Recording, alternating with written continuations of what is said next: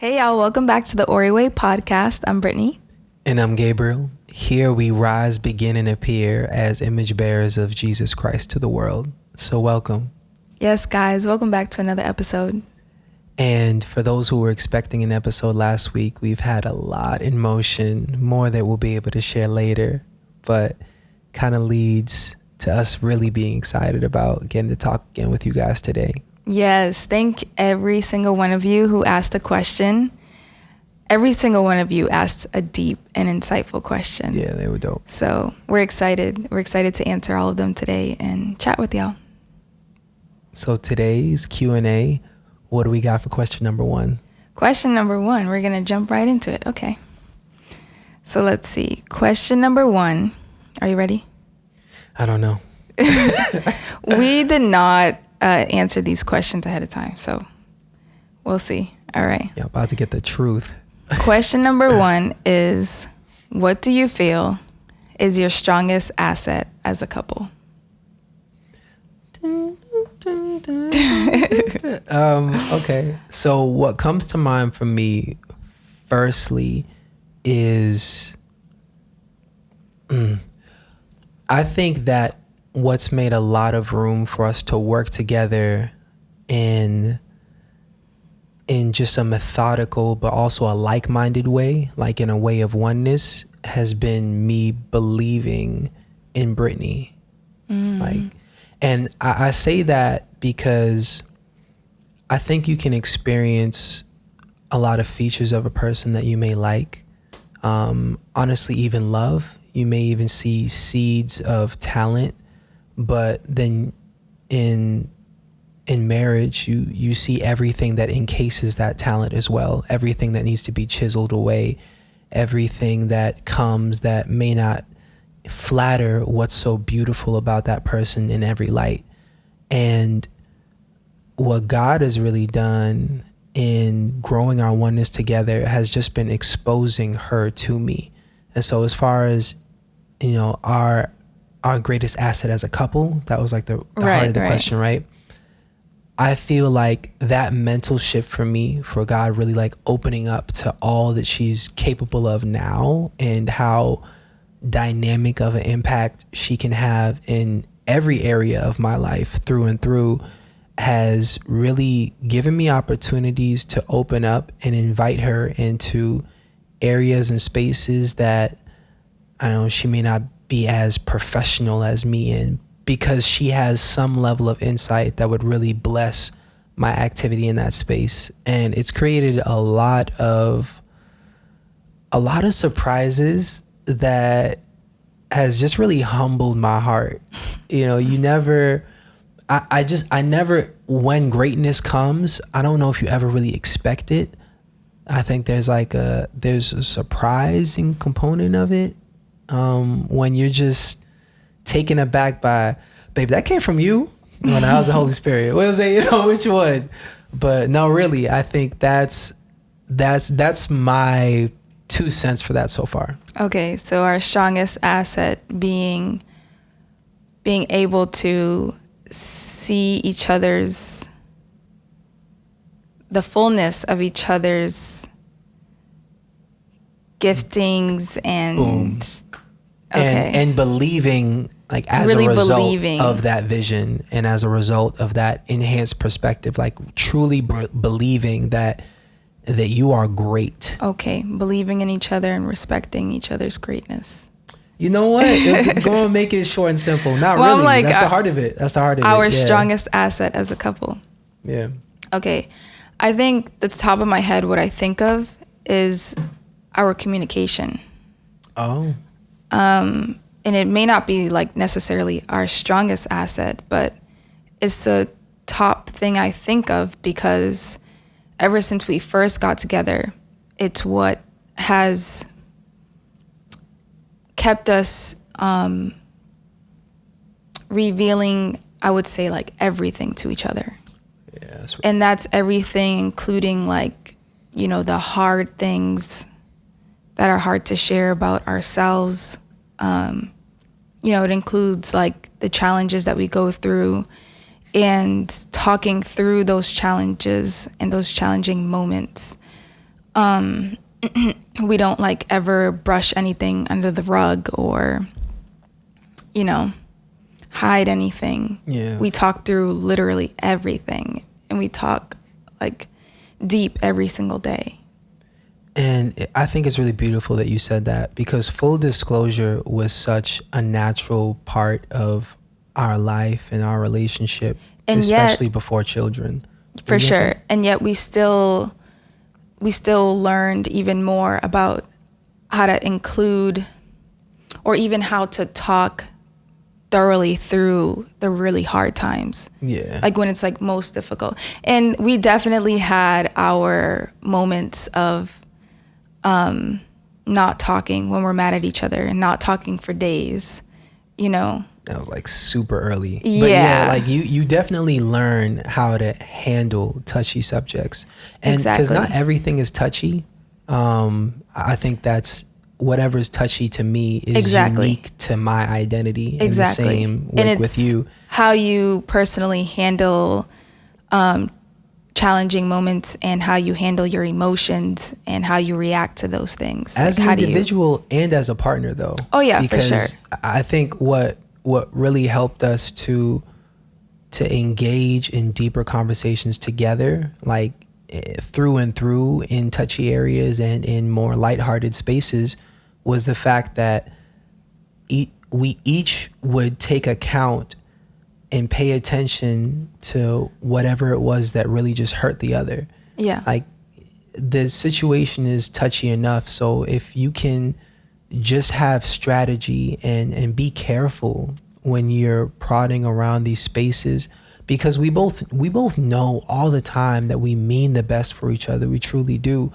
But that doesn't mean that you operate in the best way. And that, you know, also I want to mention one moment.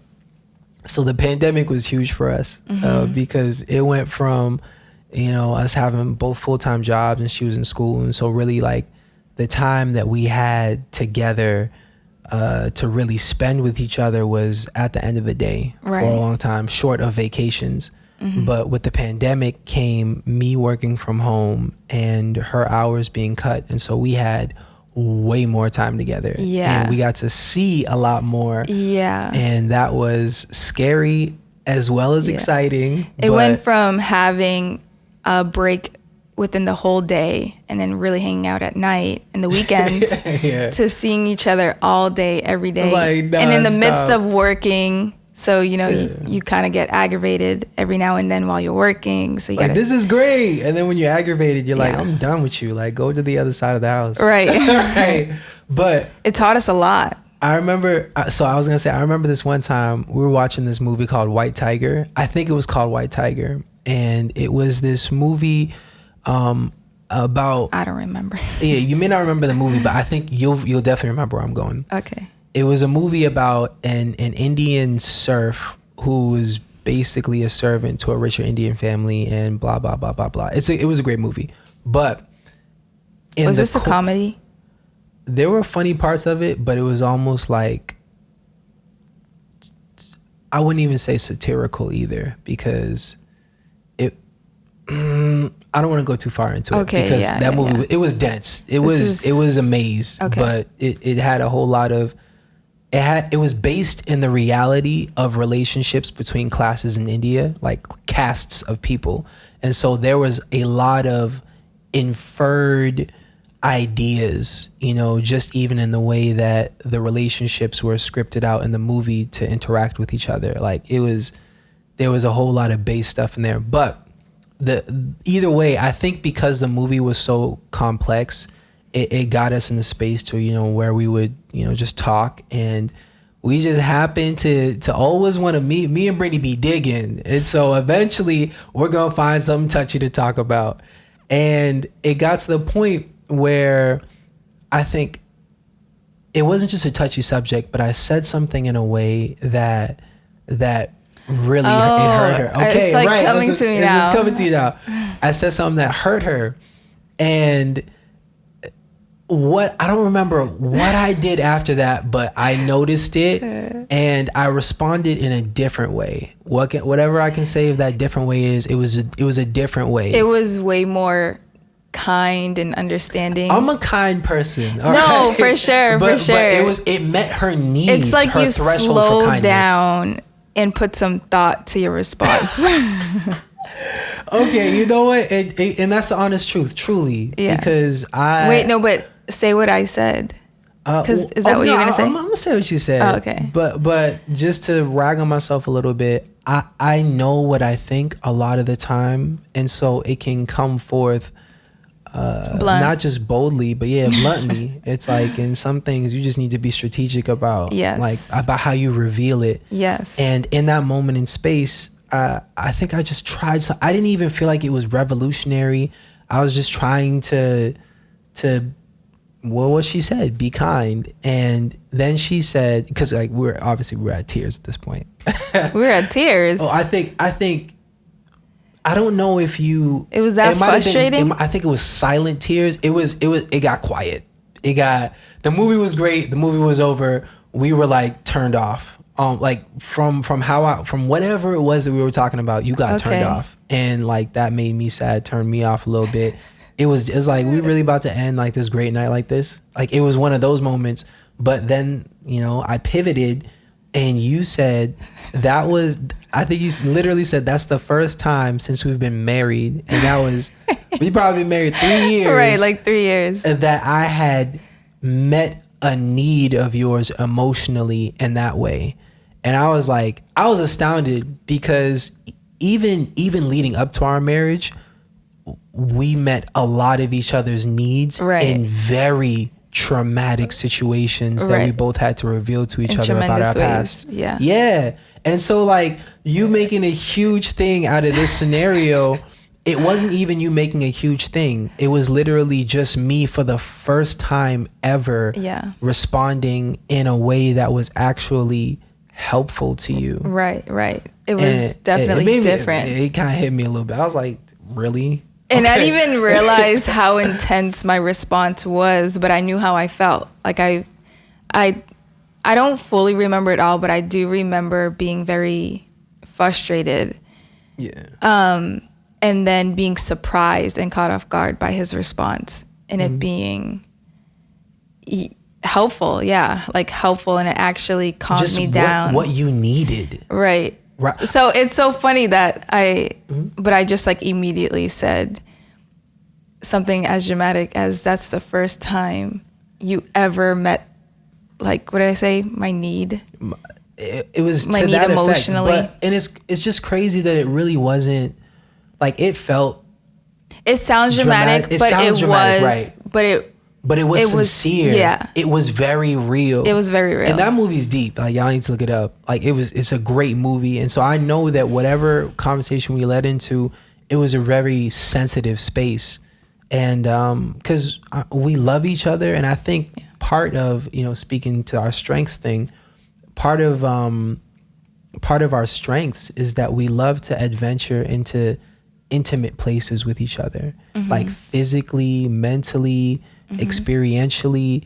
I think one of our second dates, like we went on a roof of like a 20-story. That was a crazy time. But either way, we love adventuring into intimate spaces with each other, and it's really knit us. And I mean, I don't know how special it is compared to everybody else, but for me, like it's knit us in a special way. And I think our communication has evolved to, we care about moving forward in the right direction.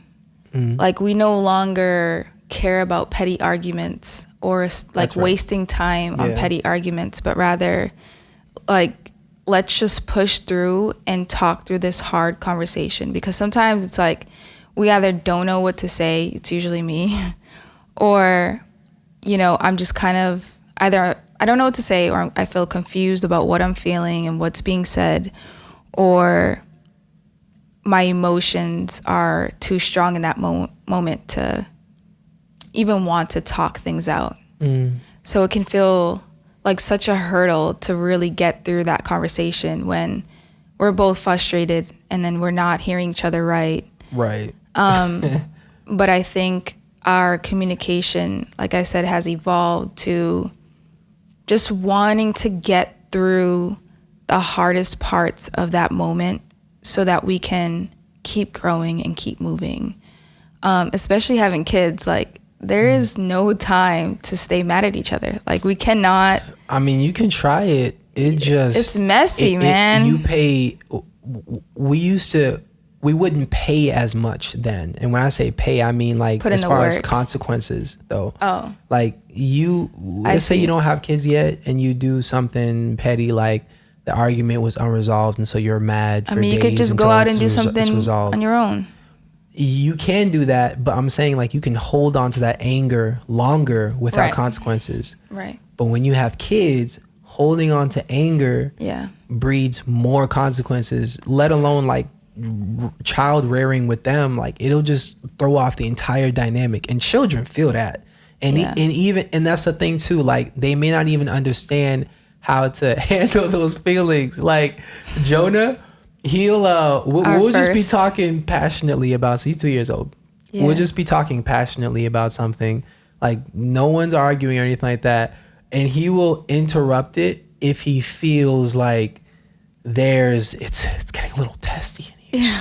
I don't know, Dad. Like, and it's like, wait, you don't get it. We're not arguing. Yeah, he'll hug one of us or want one of us to hold him. That happened today. Yeah, and I don't know when that's gonna happen either, because it's not like he's particularly sensitive in any space and time. It's just what he perceives. He can feel. Yeah. So yeah, but that was question number 1. So. Oh, okay. Yeah, I mean, we could have kept going. You think we could keep going? Number two. We want to at least answer 10, so we'll do our best. Okay, so let's see. We get. Huh? No, I'm like, how many questions we get? Now let's go. Number 2. Okay, so number 2. Let me see. Is, as a married couple, do you have cultural differences? Okay. If so, how do you overcome them or embrace them? Yeah, I told you all of them were pretty insightful. Do you want to go first or want me to go? You can go first. Okay. So again. I think even if y'all have the same ethnicity, I think there will be cultural differences. For sure. Because the first place that culture begins is in your home. Yeah, and that's true. Regardless, like I said, even if you're the same ethnicity, like not every home has the same principles. Right. And so I'll focus on that part. Yeah, I don't know, that's right? Good. Off the dome. Principles. We definitely had different principles. Yes. Like when we came together, and it was not. So what's cool is that having different principles is having different strengths. And so what would happen really well is that our strengths would cover each other. I'll share this analogy. During the pandemic, I'd wear a lot of socks in the household, but I mean, obviously not with shoes. And so I got a lot of holy socks. Oh my goodness. I got a lot of holy socks. And Brittany was telling me, buy new socks, throw them away. And I'm like, I need to buy diapers. I'm not throwing away my socks. And I don't know if that's a man thing. I don't know if y'all agree. Put in the comments. Right. I believe it's a man thing. I mean, not all men. I'm sure. But me, as for the principles that I had when I was raised, I believe in saving. But either way. Family, my sincerest apologies. There's no more footage from here on out. Look at these cute kids. We won't let it happen again. No, not again. But please stay tuned, and we'll see you in the next episode. Because the next hour is really good. Yes. So my solution was to wear 2 pairs of socks on each foot. So wherever the hole was on the inside sock, the outside sock would cover it. You see where I'm going now? Do you see where I'm going?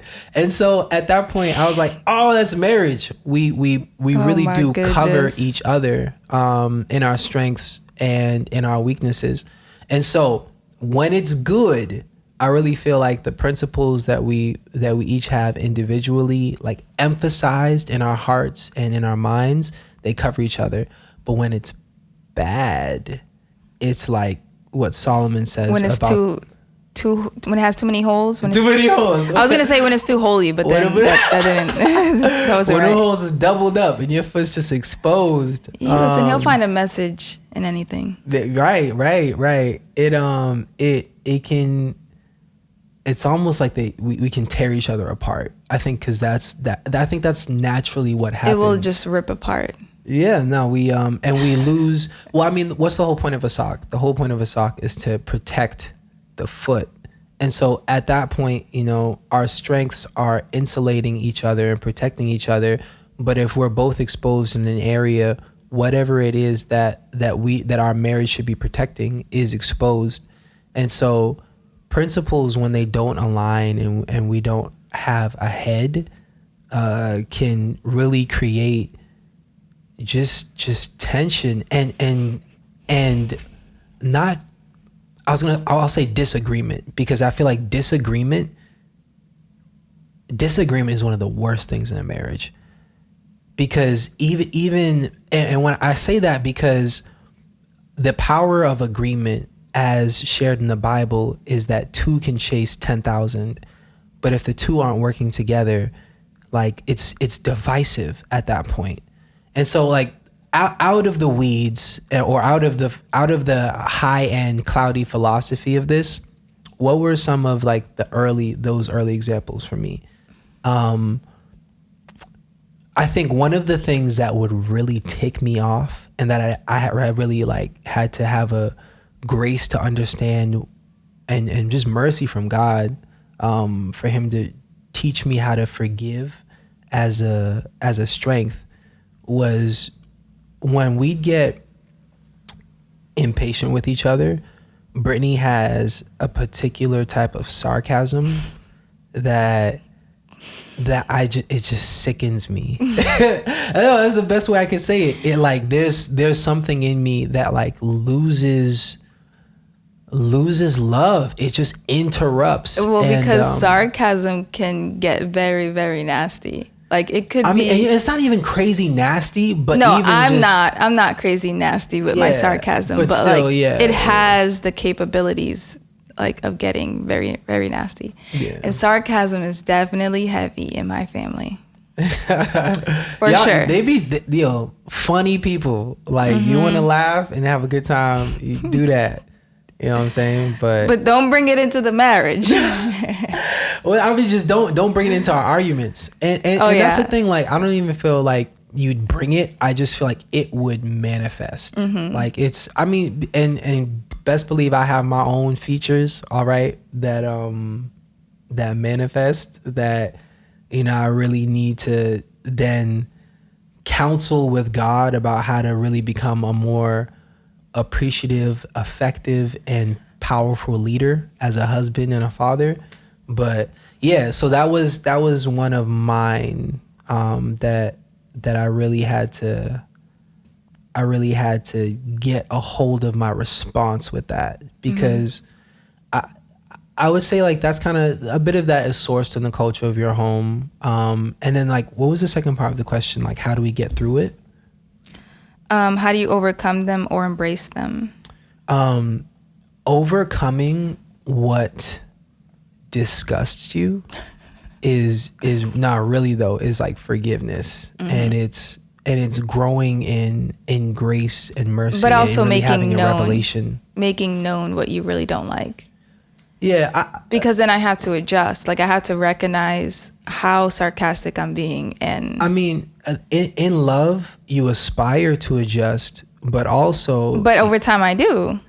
And that's what I'm over time. Yeah, I mean, it takes like, time. Which means it was part of my culture. Have to exercise this grace again and again. Yeah, for sure. And I'm not saying that as like a complaint thing. I'm saying, yeah, you have your responsibility, but also I have my responsibility. Yeah. I feel like it's two-pronged. Just like our first question, you have your way and your job to do in that matter, and so do I. And really, I think as a husband, it's most effective for me to focus on the change God needs to make in me, because every time I'm tempted to address whatever it is in Brittany or in all that, I feel like what happens is my imagination goes into complaining mode. And that's just me personally. And so I've had to really seek God in training me to focus back in on what it is that I'm in control of.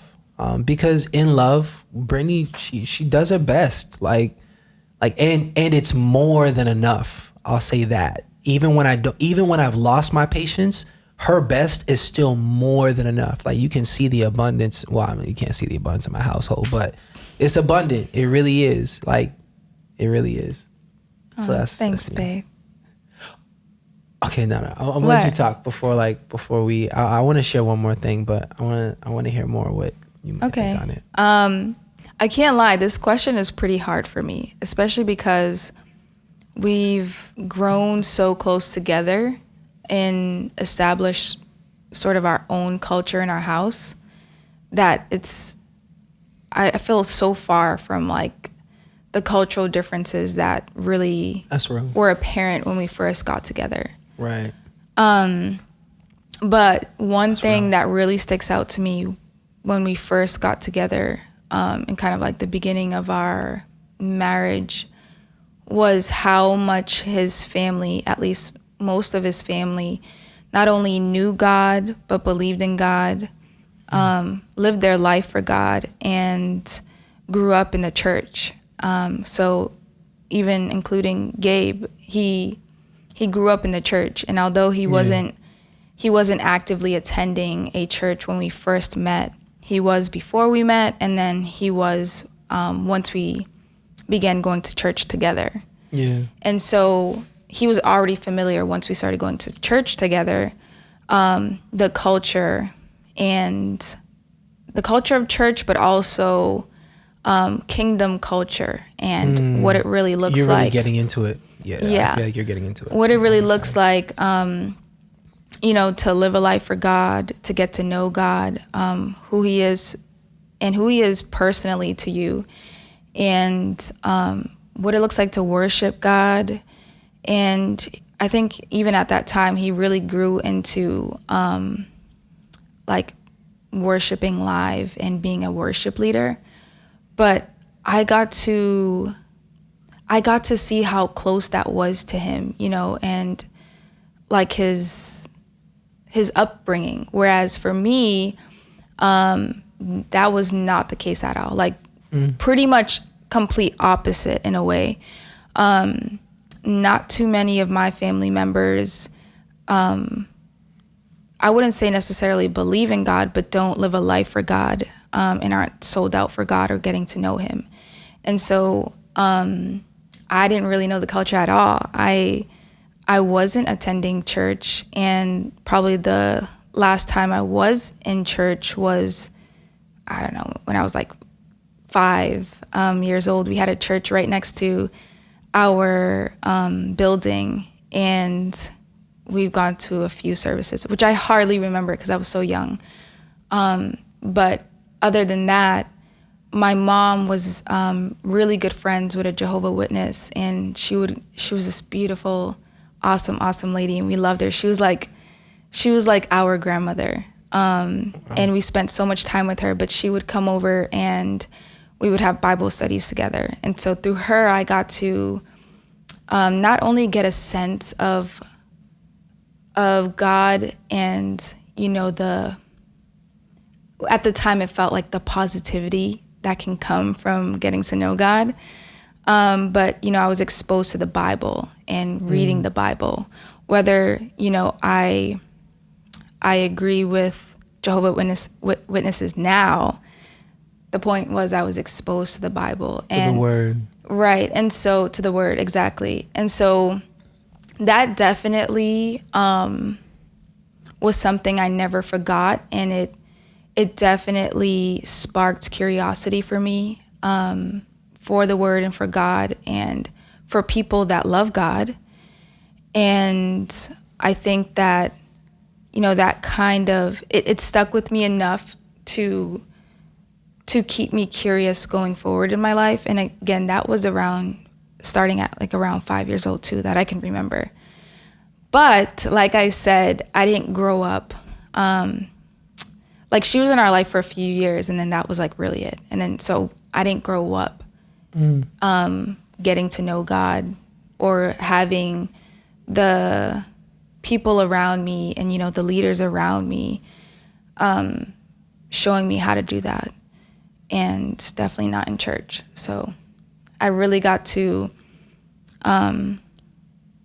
get to learn all of that and really get to know God after meeting Gabe. And having his family that became my family really know God and really know the word and be able to pour into us as a new married couple was so tremendous for me. I always felt... me too.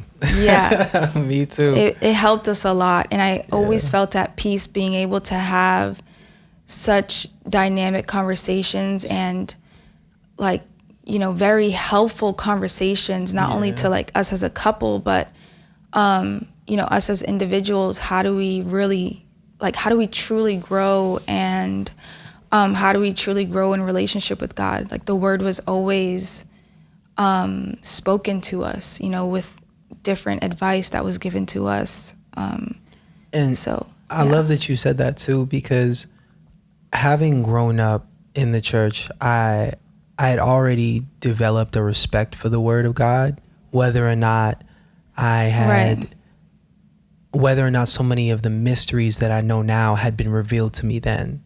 It's like either way, like there was a respect and a reverence for it, whether or not I even gleaned so much from it yet. And having that respect in place was really tremendous for me, even knowing where I could go when I actually felt like I needed something else. Exactly. And like we had answers. Right. And we had that support around us and leaders around us, especially Nana, to really pour into us and just even encourage us to keep searching God and keep seeking the word and getting to know God through his word. Shout out Pastor Jillian Thomas. Yes, and definitely Pastor Jillian Thomas. She like ministered really defined. I feel like what she really did was open the doors for us, like showed us the doors that we could go through, and having gone through and entered into those spaces really secured us in Christ. Secured us.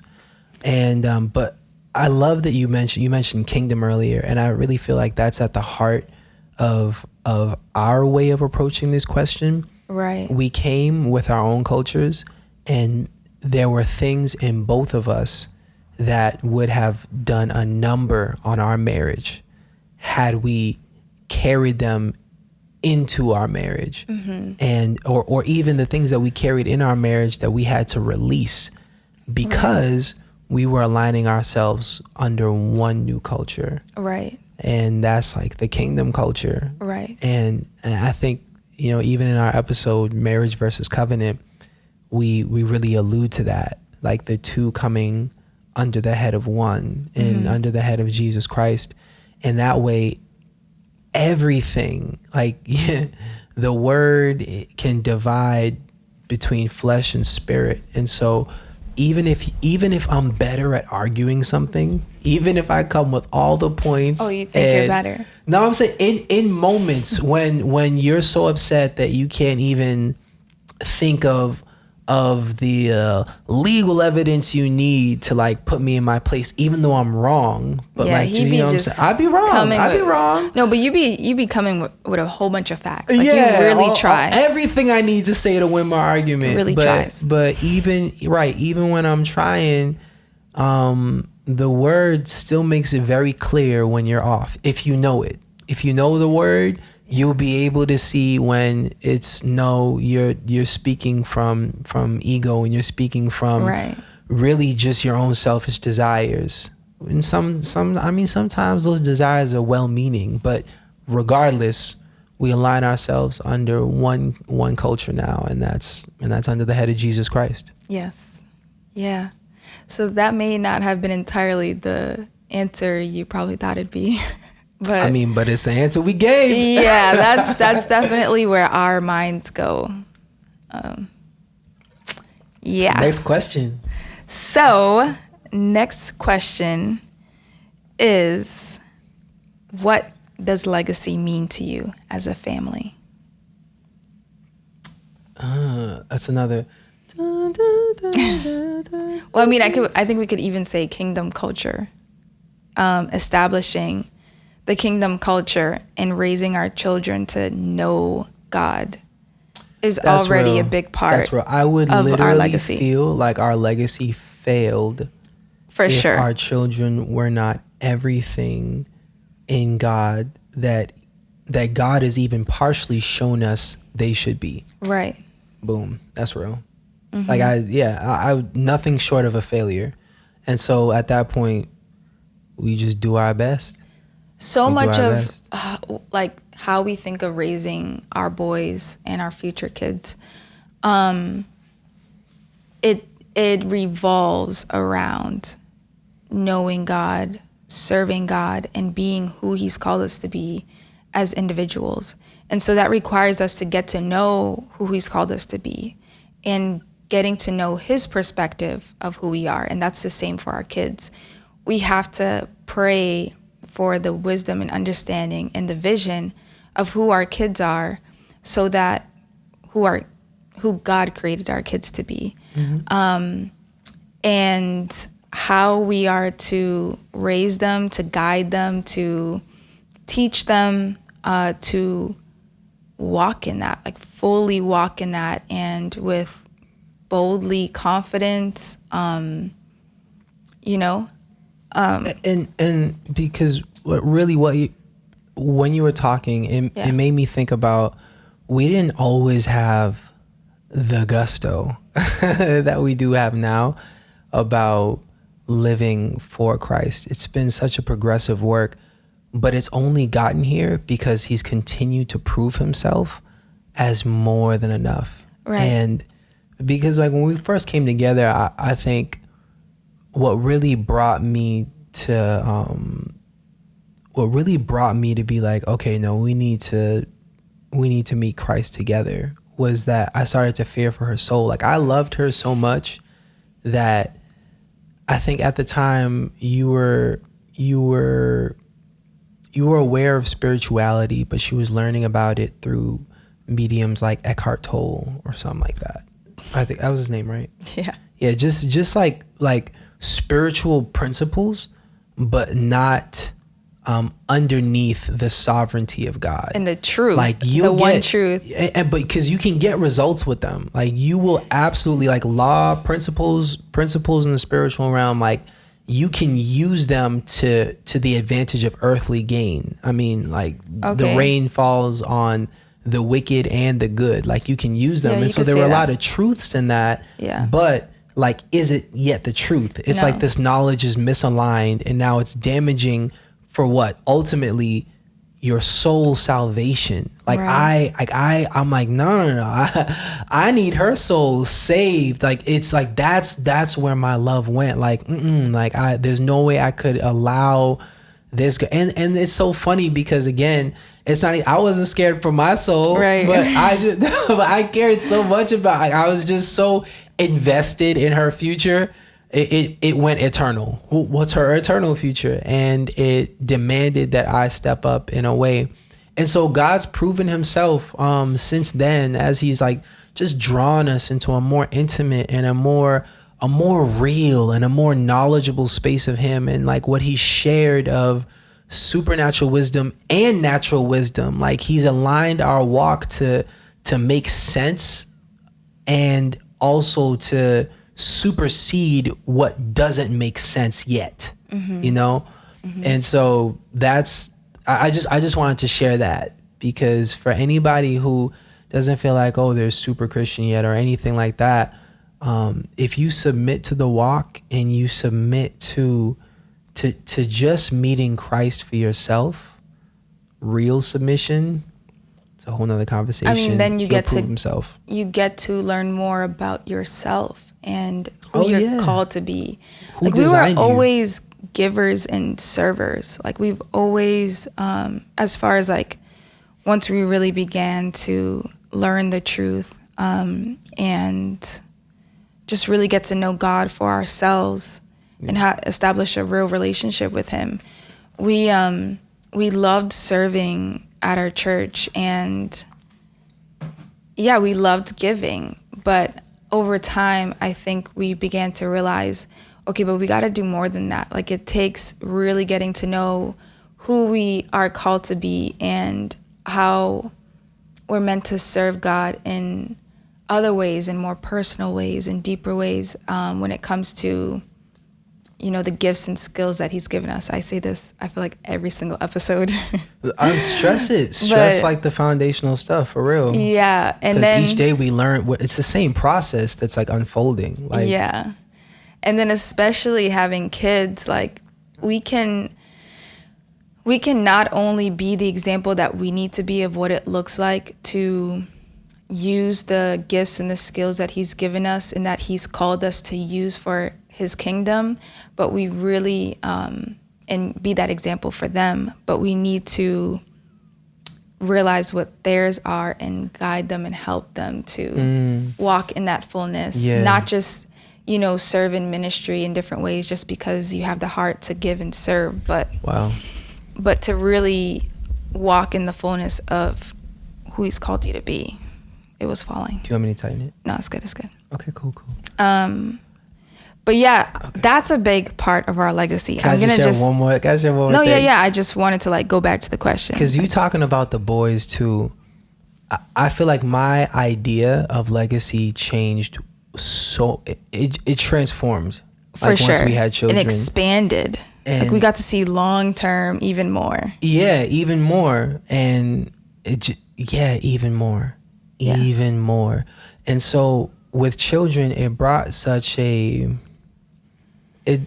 I feel like it brought a seriousness to the necessity of the word in every area of our life.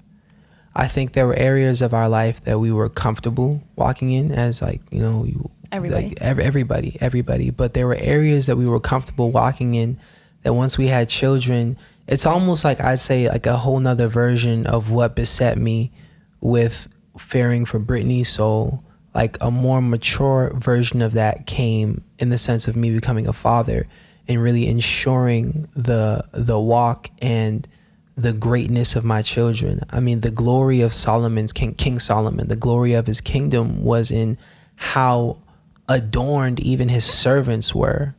Like the wealth was so richly shared. It was so abundant that that the servants themselves were lifted to a state to where like the Queen of Sheba thought that was the king. It's like, no, that's the servant. And so just speaking to the charge that we have over these children, it has consequences that span generations. Yes. You know, the influence that like a song that I might have, like that songs really influence the current generation. And if they're incredible songs, like classics, they can bless generations afterwards. But literally having children is a whole new opportunity to sow something that will sow something. It's literally fruit that abides. And so my sense of legacy now, it humbles me in spaces and time, because like the children are real small now and they do a whole lot of incoherent stuff, and we're growing pretty aggressively in this season. And so we can at a point we can get very ruthless with our time, but because of legacy, what's important, it softens and brings a stillness and a patience to us that helps us to step outside of what God has called us to do selfishly, and understand and remember that in his time he will hasten it. That's all I want to share. What's the next question? I thought I was gonna have more for that question, but I mean, that's a big question. Like, it is. We could have kept talking, but like you said, 10 questions. We Some make of it these to 5. questions can be answered in a whole episode. Right. But we're gonna try to keep it moving. Okay. So, question number 4 is, do you plan to homeschool your children? If not, have you thought of ways to protect them from outside influences? You're darn tootin'. It's a real privilege to be able to homeschool your children. I mean, you absolutely have to even have the funds to even do that. Yes. But the plain and simple answer to begin with is yes. Yes, we plan on homeschooling our children, for sure. All of them. And from the very beginning. Yeah. Brittany she was set.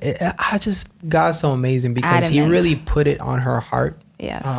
Even before, like, I feel like he started awakening me to where the world is and where the world's heading and how important it is for, if I intend to secure the future of my children, that I need to have a certain level of control and leverage over what they experience. Mm-hmm. And especially where we lived, the fact that people and the system itself, as far as the educational system, like if we look at the example of California, that the very identity of children is brought into question before even the age of 12.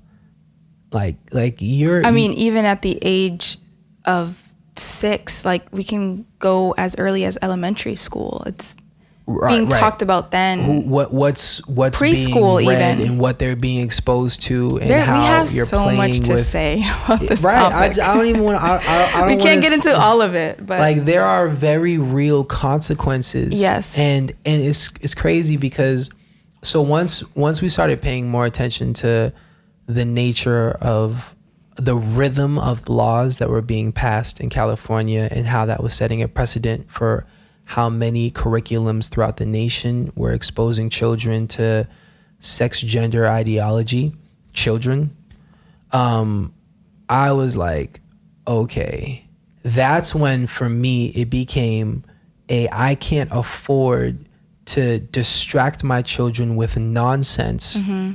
Like, I need to maintain the innocence while also creating a space that they could not just be children, but also focus on the things that matter. Right. Like, your sexual identity don't matter until you getting married, as far as I'm concerned. And so, sorry, we're no longer talking about the influences of the children around them when they go to school, because even when I was in school, I mean, I'm sure a lot of people can relate to this, no matter what age you are. From such a young age, you're exposed to so many different ideas, cultures. We can go back to cultures. And then different experience levels that different children have had because of the structure or lack of structure in their home, and lack of principles and standards in their home, or, just even simply trauma and mess that can come with that in different homes. Whatever it is that's ungodly in their home. Exactly. And so we're not just talking about, what they could be exposed to by just even peers, let alone friends in their classrooms, or how they could be bullied or, exposed to different thoughts and ideas that can make them insecure. Like, because I can say for me, almost my entire school, every single school that I was in for every grade, literally, I'm not being dramatic, I was bullied in one way or another. Or, somebody just said something nasty, or I was exposed to so many different things as well. Mess that led me into mess, that led me into experiences that, truthfully, I didn't even want to experience. I didn't want to engage in a lot of the things and a lot of the conversations that I did, but you kind of feel like you have no choice when you're so young and you're already curious, but then you also It's don't normalized. You don't know better, right? It's normalized, and if you're not engaging in the conversation or even the action, then you're criticized for it. And when you don't have the proper support around you, or being given the proper knowledge and the truth from leaders and parents at home, or you don't feel safe to talk about certain things, then you as a child feel you are vulnerable, and you're open to anything that could be said or done in a different setting outside of the home. And so I want to come back, we're not just talking about the influences that children can have on your own children, but now we're talking about the school systems and what are supposed to be leaders within the school systems that are now working under an agenda to... It's gotten more demonic. Yes. We'll say it that way. Like plain. Exactly. Plain and dandy. And so there's lots that are being exposed to our children, and you will not know a lot of the truth that is really happening out there unless you do your research and you really allow yourself to be exposed to the demonic agenda that's going on within our school systems. And it's only getting worse. And so forget being helicopter parents. We are protective, wise parents is how I view it. Boom. And so it really began with Brittany as a desire. Wait, can I just say really quick? This is not to shame any, obviously it's not to shame any parent that does have their children in public school systems or even private school systems, because things go down in private schools too. But it's to say that it's very important to know what's happening in our society and in our school systems and in the political systems, and what laws are being passed that directly affect our children in very major ways and can majorly steer their future and their minds, their innocence, their hearts. And you can't underestimate the consequences, the damage of having to uproot that can a be lot done. of this stuff. Right. Yeah. Right. There's so many testimonies online, like parents who found out that a year ago they were taught this thing, and that's why they've been acting like this. But it's slow going in and it's slow coming out. So there's just, not to mention, I'm so sorry I keep cutting you off. Going. No, you're good. But not to mention that so many of the laws that are being passed now, and in not just laws but just standards, and a lot of the not just school systems but within the leaders in the school systems, is to not even let the parents know what is going on with the children. Protecting whatever their the children thoughts are. Right. And so many parents have no idea what is going on in school and what's being taught to their children, what's being okayed by teachers and counselors. What's being reinforced. Right? Exactly. And encouraged. And so many parents have no idea, even when their kids come home distraught or, depressed. It's almost like normal because, they're teenagers going through this phase. It's like not all of it is. Or it's hard to get it out of them because they feel protected at school and not at home now at this point. Yeah, that's for sure one that can be an entire episode. But we were also blessed. I was taking the boys out on a walk, and I'll just share this briefly. But we were taking the boys out on a walk, and I met this 70-year-old Jamaican man who, the conversation began lighthearted in one direction, and then I felt like the reason why that was a divine appointment unfolded within 15 minutes. We were there for the next hour. And basically this man, he's a civil engineer who works out in Boston. And with his wife, he homeschooled all 6 of his children, and they've gone to like LSU, Cornell. They're upstanding citizens.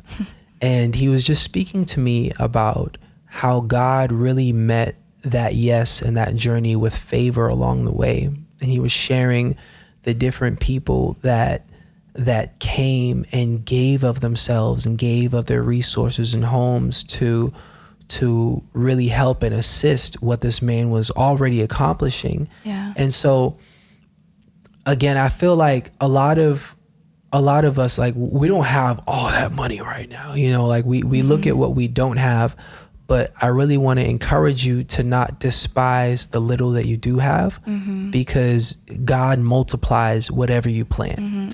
And like, I have full faith that we are going to homeschool our children despite our circumstances, or despite what we don't have, because he's despite, going to create that. Exactly. That he's going to set up the infrastructure that we need to even have that privilege. Like, you don't just have it with a desire. Just even the knowledge and wisdom that we'll need to gain to teach our children. You know, like I can say when I first really started meditating on this, it was a little scary to think about homeschooling our children, and you know what that means as far as full time and our life, our every single day life.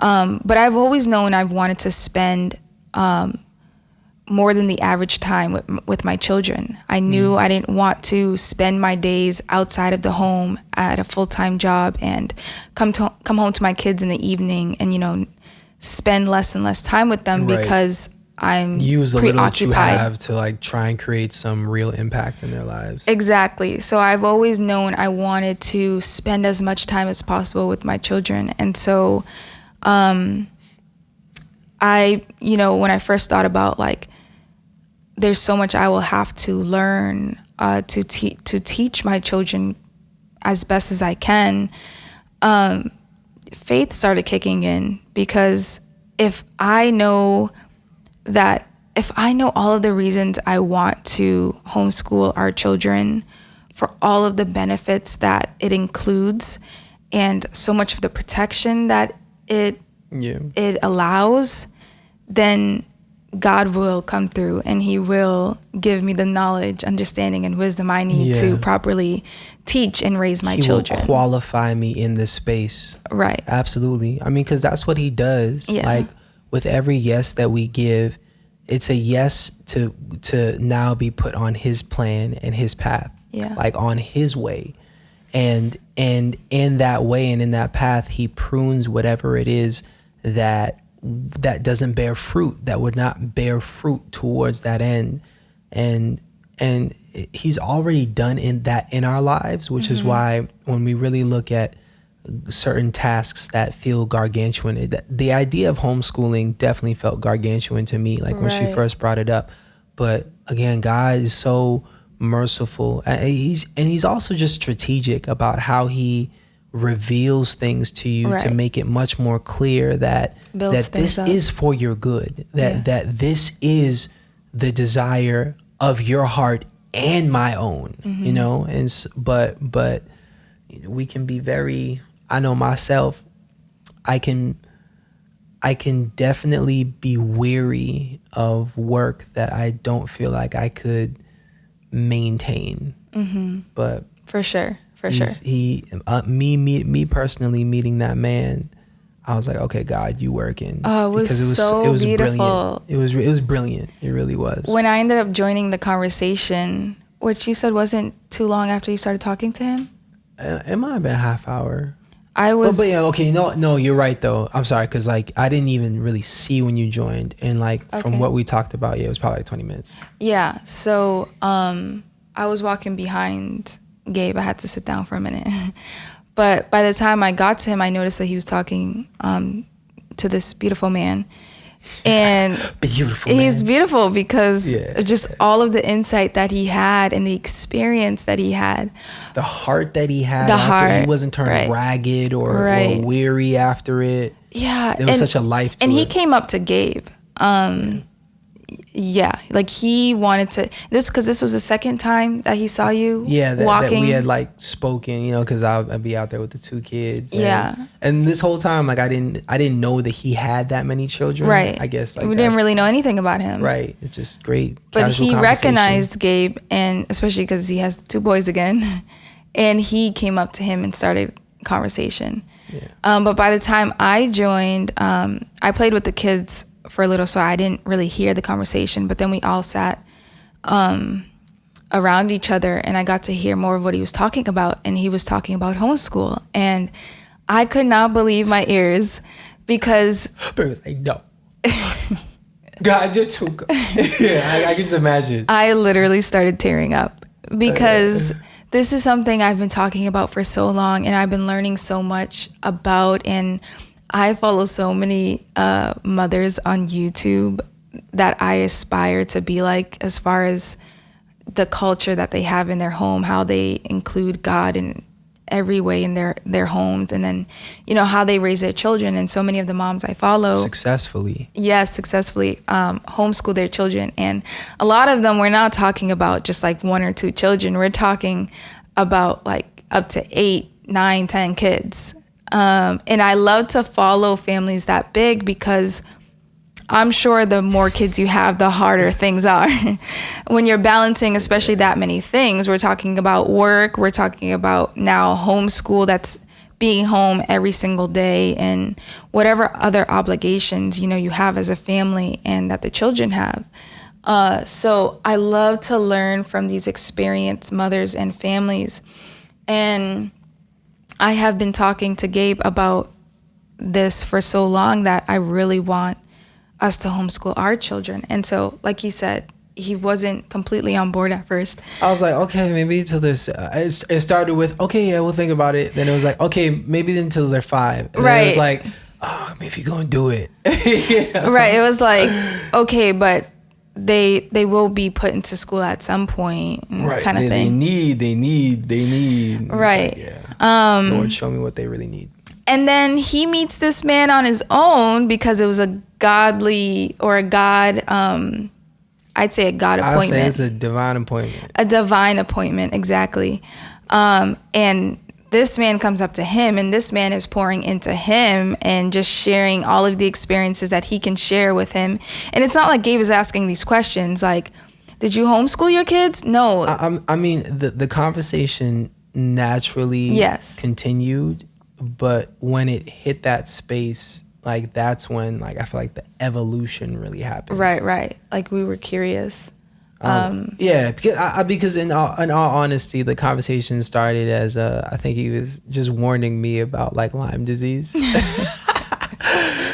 Because I think the deer population has gone up since COVID. So he was like, oh yeah, I know the kids are around there, and he was just doing it in a kind way. And you know, I entertained it because, like, you know, he's a well put together man. So, you know, I'll be a gentleman, you know, and just the conversation continued, and the real fruit of it, like, presented to me, like, oh my God, like I understood at that point who I'm standing in front of. Like, you don't always understand who you're standing in front of. Like, and that's why, like, God says, don't be a respecter of men. Like, don't be a respecter of what you perceive a man to be. Like, at a point, always uphold and honor whomever is in front of you. Like, don't treat the janitor differently than the CEO, because they may be able to bless you in a way that shifts your destiny that you wouldn't even have expected. Right. Yeah. So he was saying all of the things that not only I want in our life and for our children, but all of the things that I've been learning from people online, and yet here we are standing in front of a real person that's been through the real experience. A black Jamaican man. Yeah. Yeah. It was just good. It was good to see. It was awesome. You exist. It was right. Yeah.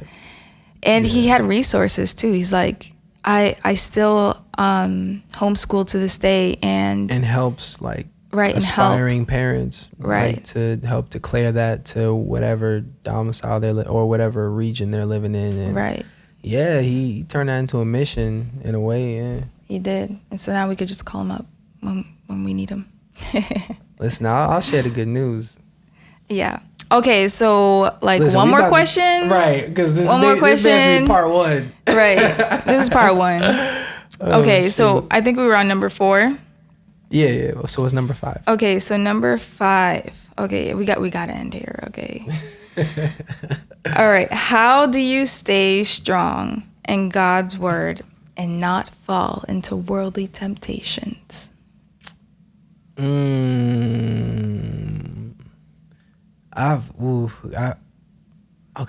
Okay. Do you want me to start? No. Okay, I'm gonna start. No, I want to say I was trying to like really formulate where I wanted to start because I'll start it. You take it. Fine. I Don't mess me up. I pray I don't. The fear of the Lord is the beginning of wisdom. Okay. Right. And we were speaking about that. Well, me and Brittany were speaking about it, and then she shared something, an insight, or I feel like an angle of that really kind of blew my mind. And it was usually like when I think of the fear of the Lord, you think of you can fathom in some way the awesome amount of power of the God that created the universe, of the I am, the God that exists outside of time, even made the construct of time and space, like that omnipotent, omniscient power. Like I usually think of fear in that way, regarding that strength.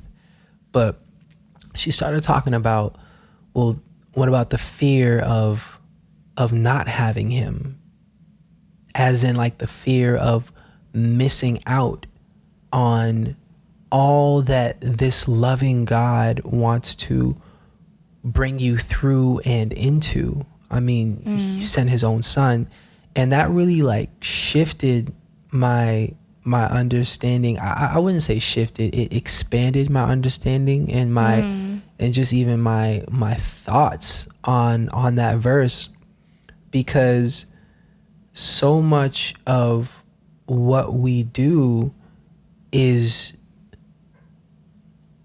I wouldn't want to work in a space that isn't blessed by God. That's good. And I feel like we're going to keep like referencing like prior episodes too, because like it's so much part of our life. Right. What was that? What was the last episode about? What is your design? Right. That was the last episode. And we really talked about how the design of God naturally for man is to be in overabundance. Yeah. But, after Adam sinned and exposed us to the fruit of knowledge, in that sense, it's basically now that we're aware of a reality we can now define for ourselves outside of God's original design for our lives. And what did that understanding, what did that power do to him? It brought him into a place that estranged him from the first love, God. And in that estrangement, he no longer could function in the good design of God. And so we enter, and eventually we go through this pain, and you have the Old Testament, and the Old Testament ushers us back into a space of relationship with God by way of the law, and by way of consecrating and sacrificing and ritually making ourselves pure, so that we could even abide in a place of the holy God. Yeah.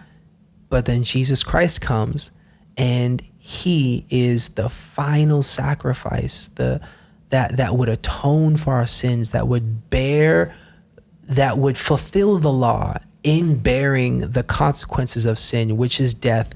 But he rose again so that we can rise again. Yes. And full circle, as far as wisdom, if you're doing it outside of what God has blessed, then it's cursed. Because, God declares in Genesis that cursed is the ground because of you, and you can go back and like read it. It's Genesis chapter 3. And so there's no other alternative like outside of Jesus Christ, like the earth is cursed.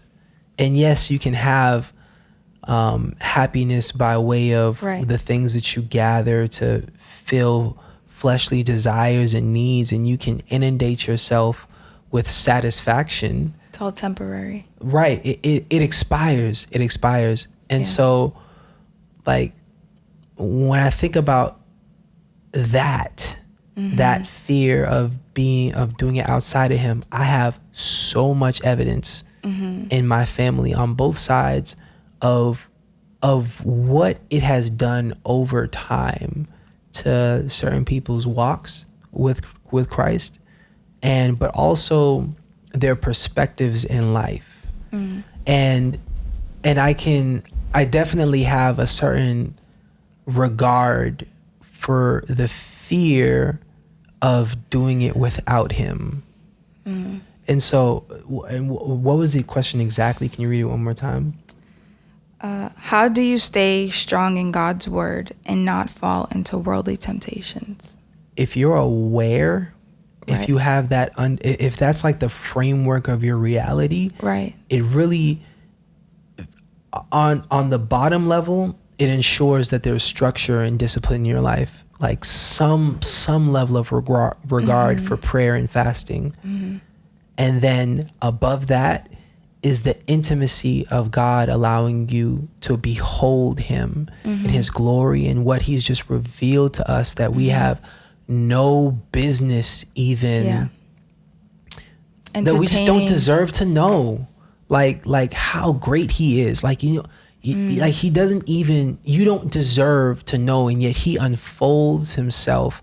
Like he says, like, seek and you'll seek while you still can, and I'll be found, and you'll find.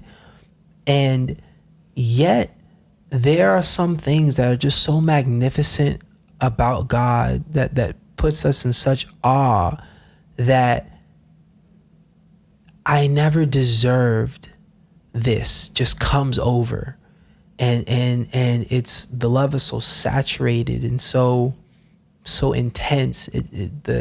It's the vitality of it vibrates at a level that just inspires a closer walk with him. Like, I want more. Yeah. I want more. And so like that, like that's my answer. Boom. No, that's so good. I felt like you broke that down so well, because once you get to know God for yourself and you begin to experience his love, his grace, and his mercy, and the healing power of his love, you change. You will become changed. You will become a whole new person, and no longer burdened by all of the sins that you experience, and then the consequences that come from that, the baggage that comes from the sins that you were involved in. So that healing comes over time. Absolutely. Right. And you will never see the world the same. You will never see yourself the same, and you will never see God the same. You completely are exposed to how much God truly loves all of us, and how much he can truly heal us and transform us into who he's called us to be. And we no longer have to be stuck with these sins, let alone the traumas and the triggers that come from them. And so I know for me, it was like a 180 as far as my life, how I viewed myself, how I felt, how I talked, how I walked, and what I knew of God and what he could do for me. Not that it's all about what he could do for me, but you immediately get to feel what he can do for you and how much he will do for you when you just seek his face and cry out to him, ask for his help, and ask for healing and grace and mercy, right? And his involvement in your life. And like I said, you'll never be the same. And so once you go through that, you want to get to know more of him. And not just that, you're aware of how you can invite temptation and sin into your life that will screw some of that up. And that could screw up your relationship with him and your intimacy with him. And along with that comes with screwing up the healing power that he wants to give you so badly. Yeah, like Holy Spirit cleaning you out and you just adding garbage back in. Just adding garbage back in, going back to that thing that, he saved you from. And so it's not to say that, once you become saved and healed from God, that you no longer sin again. Everybody's a sinner as long as we're here on this earth. And will sin. Sorry, not a sinner. Thank you. But will sin or will be tempted. We will fall short. Yeah. We will all fall short and we will all be tempted. So tempting thoughts can come up. That's just crazy. Tempting people. Certain things I would have stopped. I thought would have stopped. Yes. Right. Tempting people can come up any given day in your life, any given moment. But when you are reminded of the drastic difference you can feel in your life from when you're actively trying to get to know God and trying to live your life for God and get in his word versus just doing what you want to do or doing what your flesh wants to do, it's a night and day difference. And you immediately begin to feel it. Actually, you may not feel it right away. You may not feel the consequences right away, but you will, and it will catch up to you. And so that comes with the fear of the Lord. And I like that you said that because not every moment is a mountaintop experience. Right. And yet you walk with God, you will get filled with the Holy Spirit. Mm-hmm. And that will be beyond a mountaintop experience. Yeah. Like if you haven't been filled yet, like it talks, like even Paul talks about that, where there were Gentiles who preached the word, and it says that they preached the word in power, but they had not yet been filled with the Holy Spirit. And so not only was there greater revelation and greater power and greater strength, but the very glory of God, they were privy to be, or they were allowed to house that in this earthen vessel, in this temple. Yeah. So we're not perfect. We're not always in the Word of God, but we are constantly reminded of what a privilege it is to get to know God through his living word. And so we're definitely constantly making effort to seek him more through his living word and stay away from worldly temptation.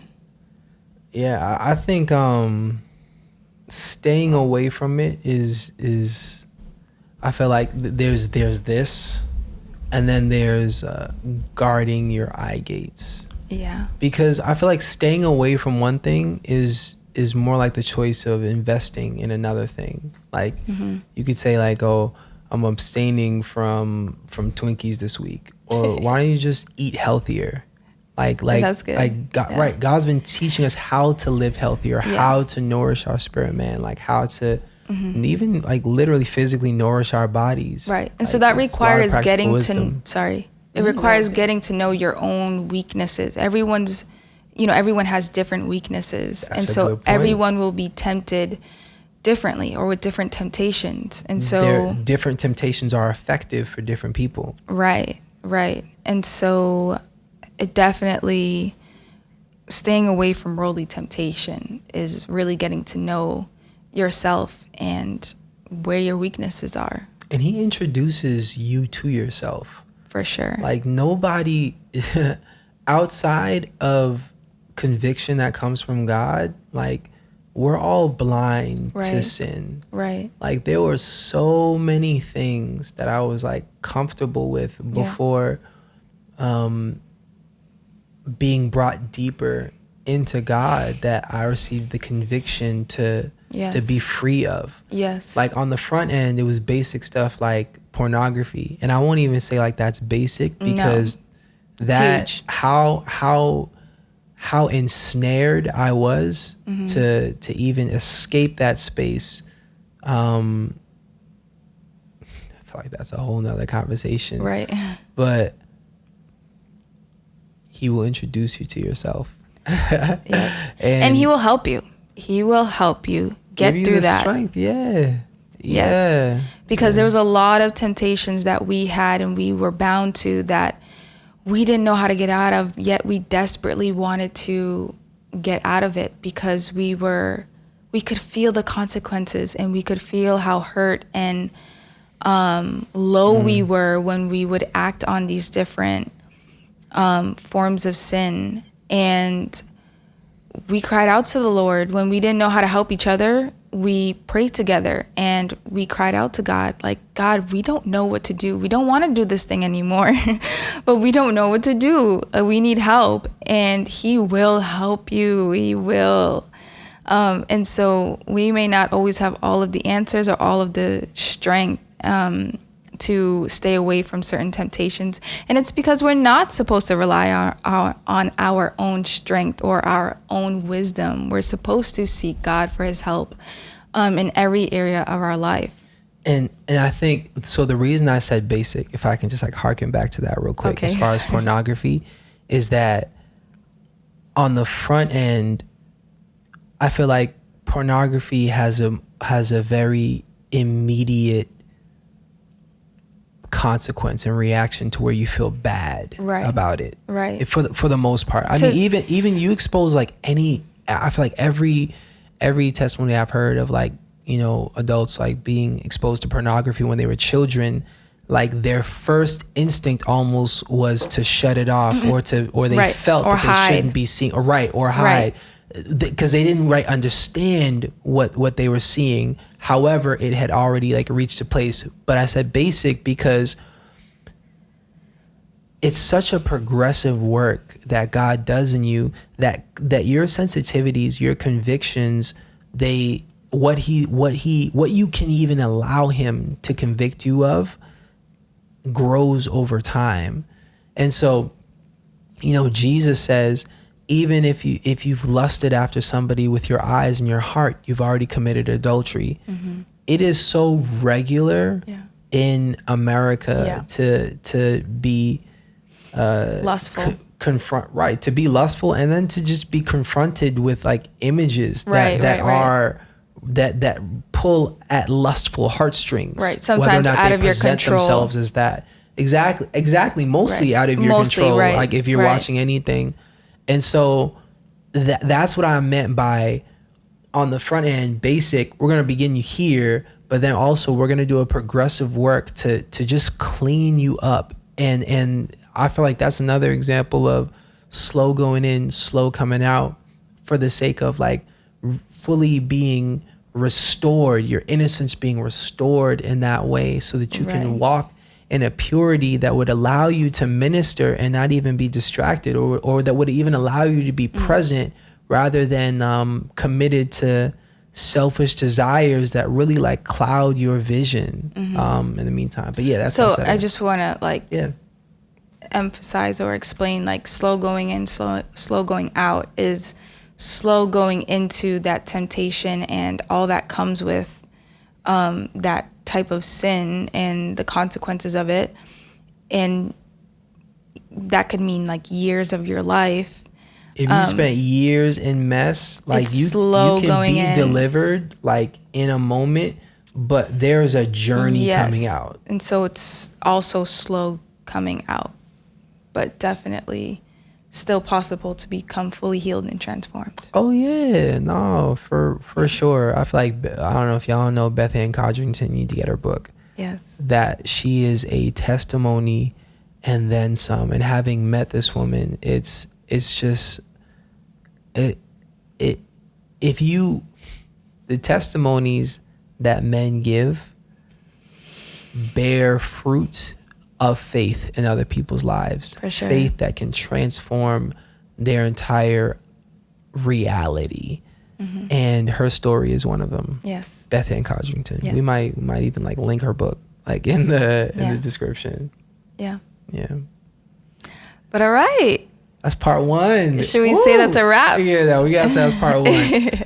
Thank you all for coming through and joining in this conversation with us. This one was fun. It was. Thanks again for all the great questions. And I guess we're gonna have to do a part 2 to answer like the next half or however many else we got. Yeah. But we won't belabor it into a part 3. Before we get back in control. And maybe we'll answer faster or shorter, but we can't promise because we can only be us. Yeah. All right. This is how we talk. Get the whole story. So thank you for joining us. Thank you guys. Again, if you have any thoughts or just comments or testimonies that you want to share too, or questions, go and throw that in the comments, or you can DM our Instagram page too. Yeah, that's true. Yeah, but thank you for joining us, and we'll see you guys again next week. See you guys. Bye.